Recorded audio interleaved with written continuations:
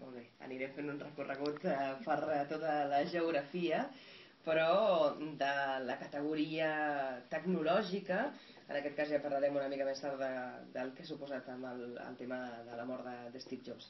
De Steve Jobs en parlava en Jordi, també en pot parlar l'Anna, però no és un tema que només afecti a la tecnologia, sinó que també pot afectar la ciència. És que també en va parlar en Daniel Closa, el guanyador en la categoria de blog professional d'universitats, recerca i ciència. Daniel, molt bon dia. Hola, bon dia.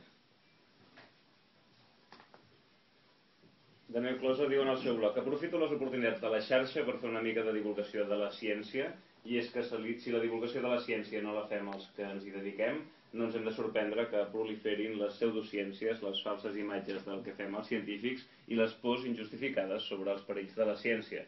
De totes maneres, la intenció d'aquest blog no és altra que compartir el plaer d'aprendre coses